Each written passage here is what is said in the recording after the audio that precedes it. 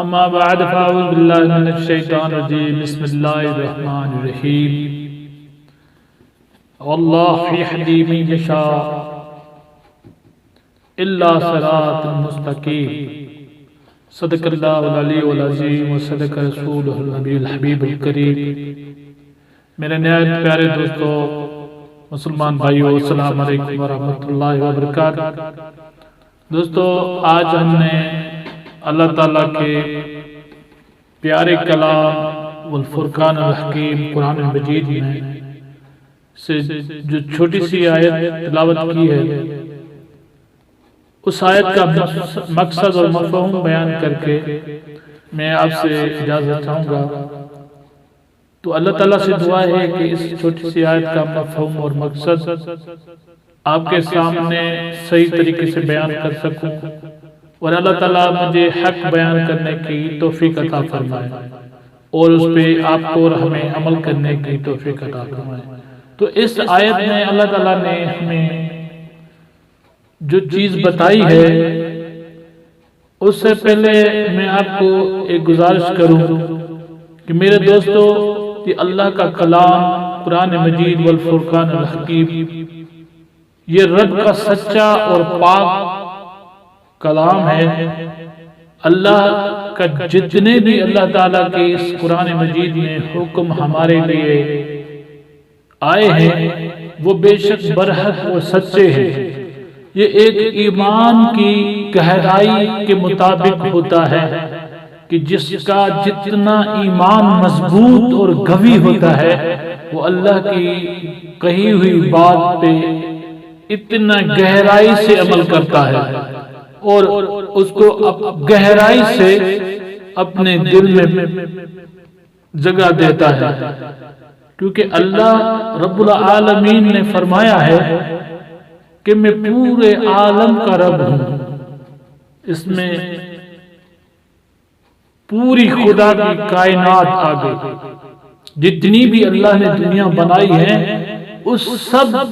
چیزوں کا اللہ نے ذکر کر دیا کہ میں پوری دنیا، پوری مخلوق، جتنے بھی خدا کی مخلوق ہے، جتنی بھی دنیا ہے، اس سب کا ایک ہی اللہ ہے۔ تو اس میں سے جس نے یہ جانا یا جس کو بتایا گیا کہ وہ اللہ ایک ہے، تو انہوں نے اللہ کی اس بات پہ اتنی گہرائی سے یقین کیا کہ اس میں کبھی ہیر پھیر ہو ہی نہیں سکتا۔ تو میرے دوستو، اللہ کے ایک ہونے میں کوئی شک ہی نہیں ہے، وہ پورے عالم کا رب ہے۔ جب اللہ سب کا ہے تو وہ اللہ تبارک و تعالی کسی بھی بندے سے اگر راضی ہوتا ہے، اگر اس سے محبت کرتا ہے، اگر اس کو بخش دیتا ہے، تو اس سے کوئی حساب نہیں لیتا۔ وہ مالک ملک ہے، کسی سے پوچھے گا نہیں، کسی کو پوچھنے کی ضرورت ہی نہیں ہے۔ میرے رب العالمین کو وہ کن فیکون کا مالک ہے، جیسا چاہے ویسا کر سکتا ہے۔ لیکن اللہ نے ہمیں اپنے نبی کریم حضرت محمد مصطفیٰ صلی اللہ علیہ وسلم کے ذریعے ہم تک پیغام پہنچایا۔ جو مجھ پہ یقین رکھتے ہیں، جو مجھ سے محبت کرتے ہیں، اے میرے نبی، جا کے ان کو بتاؤ کہ میرا رب کیا ہے اور میرا رب تم سے کتنی محبت کرتا ہے۔ تو اللہ نے ہمیں اپنے پیارے پیغمبر حضرت محمد مصطفیٰ صلی اللہ تعالی علیہ وسلم کے صدقے میں جو چیز ہمیں ضروری تھی، وہ اللہ نے اس قرآن مجید والفرقان الحکیم میں بتا دی ہے۔ اب بات اس چیز پہ آتی ہے کہ اللہ نے تو ہمیں پورا کا پورا سسٹم بتا دیا، کس طرح اٹھنا ہے، کس طرح بیٹھنا ہے، کیا کرنا ہے، کیا نہیں کرنا، یہ تو اللہ نے ہمیں بتا دیا، لیکن اس پہ ہمیں عمل کیوں نہیں ہو رہا؟ ایک وجہ ہے کہ عمل تب ہوتا ہے جب اس سے محبت اور گہرائی اور اس کی طرف انسان متوجہ ہو، جیسے آپ دنیا کے کسی کام کا ارادہ کرتے ہیں تو وہ کام نہیں ہوتا جب تک آپ اس کام کو کرتے نہیں۔ جب آپ اس کام کے لیے پکا ارادہ کر کے اٹھتے ہیں اور یہی ارادہ ہوتا ہے اس کام کو کیے بغیر رہنا ہی نہیں ہے، تو وہ انسان کتنا بھی مشکل کام کیوں نہ ہو وہ کام کر لیتا ہے۔ تو اس لیے اس کا ارادہ مضبوط اور پکا ہونا چاہیے، تو انشاءاللہ تعالی اللہ کے کہے ہوئے ایک ایک حکم کی اطاعت ہوگی اور نبی کریم صلی اللہ علیہ وسلم کی فرما برداری ہوگی اور اسی کے کہنے پہ زندگی آسان ہو جائے گی۔ کیونکہ جب تک ہم ارادہ مضبوط نہیں کرتے اور اس کے لیے اٹھ کے کوشش نہیں کرتے تو تب تک ہم سے کوئی عمل نہیں ہوگا، کیونکہ ہمارے ہاں کچھ ایسی رکاوٹیں ہیں جو ہمیں اللہ کی طرف جانے سے روکتی ہیں۔ وہ ایک تو انسان کا یہ نفس ہے، دوسرا عقل ہے جو انسان کو اللہ کی طرف جانے سے روکتا ہے، کیونکہ یہ نفس اور عقل اللہ نے ہمیں دیا تھا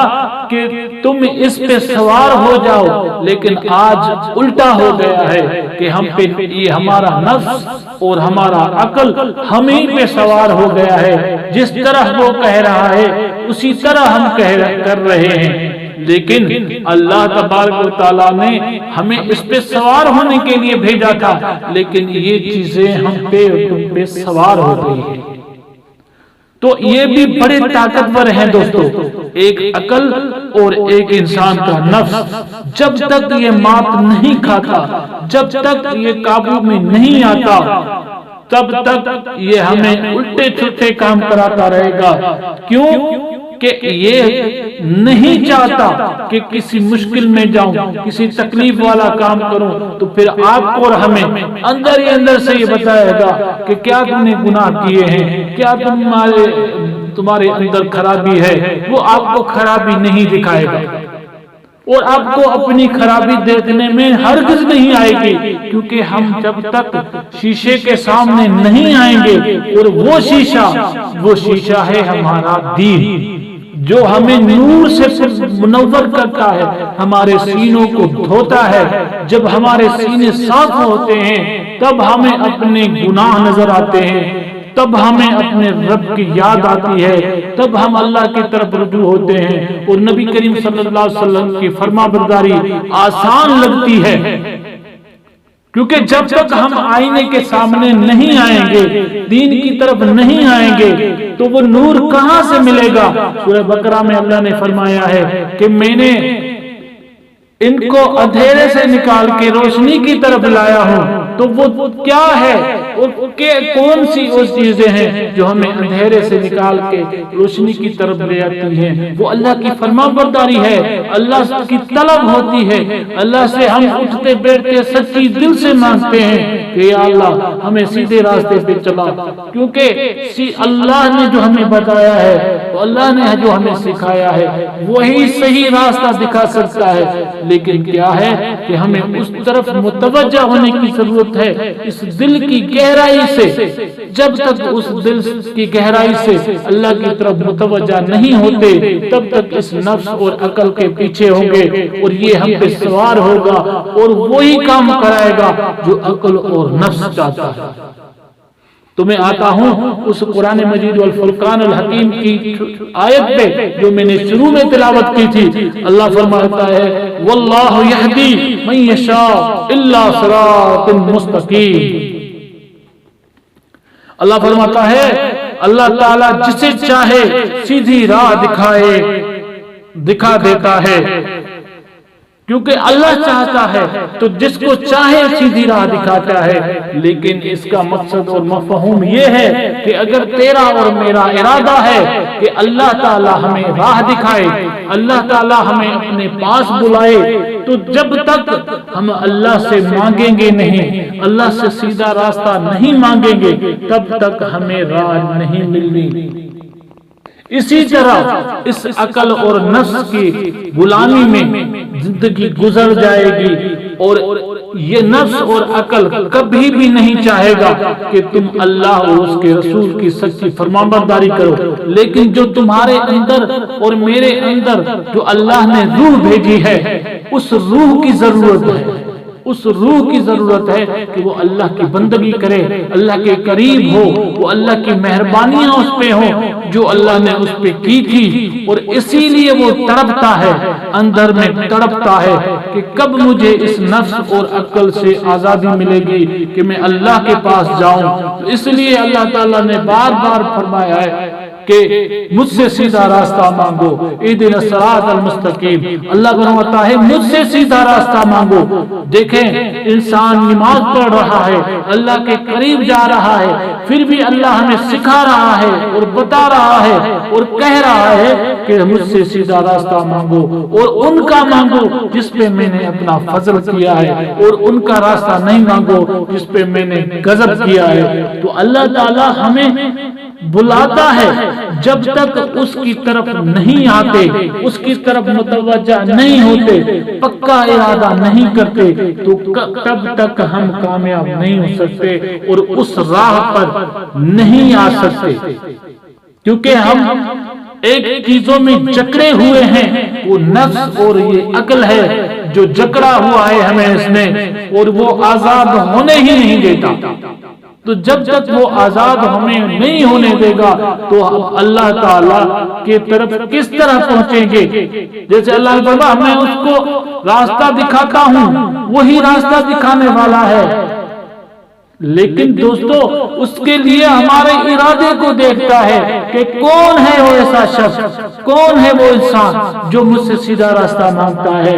اللہ فرماتا ہے ہدایت اور سیدھا راستہ دکھانا میرے ہاتھ میں ہے، میں جسے سکھاؤں، جیسے اللہ تعالیٰ نے قرآن مجید میں اور جگہ بھی فرمایا ہے میں جسے چاہوں عزت دوں، میں جسے چاہوں ذلت دوں، لیکن عزت اور ذلت اللہ کے ہاتھ میں ہے۔ لیکن میرے دوستو، میرے پیارے بھائیوں، جب تک ہم اپنے رب سے نہیں مانگیں گے ہمیں کیا چاہیے؟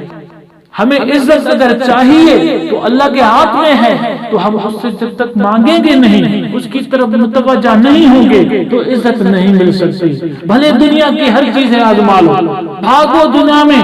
جہاں تک بھاگنا ہے بھاگو، لیکن عزت وہیں سے ملے گی، وہ اللہ کی ذات ہے، اسی کے در سے ملے گی، اس کے نبی کریم صلی اللہ علیہ وسلم کی فرما برداری سے ملے گی، اور اس کی غلامی میں ملے گی، کیونکہ جب تک ہم اپنے نبی حضرت محمد مصطفیٰ صلی اللہ علیہ وسلم کی غلامی کو اپنا نہیں لیتے تب تک اللہ بھی ہم سے راضی نہیں ہوگا۔ تو ہمیں اور آپ کو چاہیے کہ آئے ہم اپنے نبی کریم صلی اللہ علیہ وسلم رؤوف رحیم کی سچی تابعداری کریں، اور اس کے بعد اپنے رب کے فرمان پہ چلیں، اور اس کی کہنے پہ